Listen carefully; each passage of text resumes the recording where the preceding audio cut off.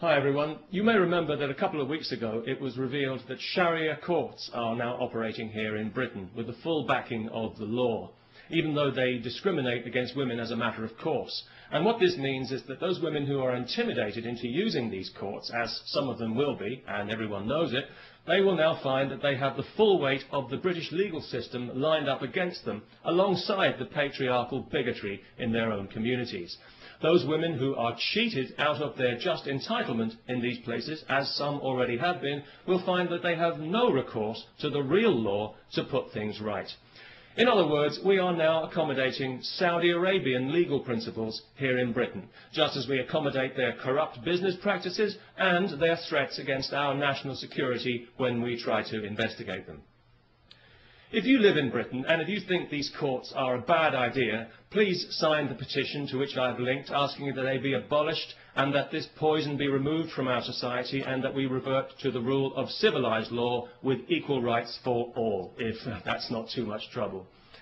You know, over the last 11 years of this Labour government that we've had in Britain, the British people have seen their society subjected to social engineering on a massive scale by a misguided and arrogant liberal elite who, in their eagerness to fragment the fabric of our society, have actually succeeded in giving civilised values a bad name. Tolerance and diversity are good things on paper. I'm sure we'd all vote for tolerance and diversity, but in practice they've become a nightmare of doublethink and lies, where the most unreasonable people in society are encouraged at every turn to be even more unreasonable. A case in point, just this week, some idiot from Saudi Arabia is being allowed to sue a supermarket because he was required to handle alcohol as part of his job, despite being told this when he took the job, and despite the fact that thousands of Muslims in Britain handle alcohol every day when they sell it in their corner shops to people like me. I do find it quite ironic that Islam forbids intoxication when you consider how many Muslims are seemingly so intoxicated by their religion, especially in Saudi Arabia. So it was no surprise to me to hear that this idiot was from Saudi Arabia, because I think we all know that that entire country is mentally ill. The Saudis would have us believe that theirs is the purest form of Islam. Well, I don't know about that, but it's certainly the nuttiest form. It's barking mad, if you'll pardon the canine metaphor, and it's pig ignorant, even if you won't.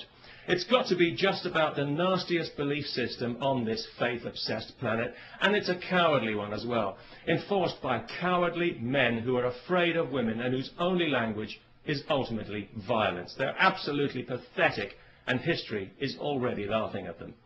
If the term human rights means anything in this world, then one day the Saudis will pay out as much in compensation for their abuse of women as the Catholic Church has for its abuse of children. And I'll certainly drink to that.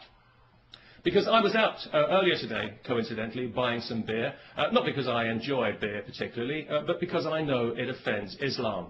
Although it didn't seem to bother the Muslim shopkeeper I bought it from, maybe he was just being polite.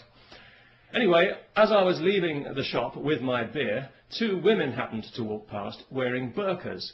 Nothing too unusual about that, not anymore, not in London anyway, and nobody really paid it much attention, apart from one small child who I overheard describing them to her mother as letterbox ladies, which I thought was actually quite inventive and rather charming. But of course it was also deeply offensive, so we had the child put to death. No, not really.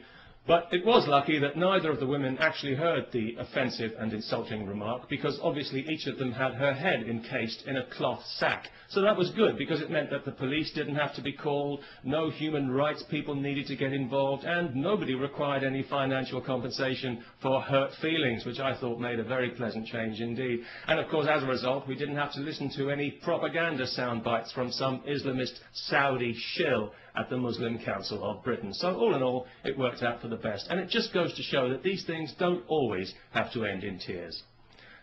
Peace, especially to everyone who remembers to sign the petition.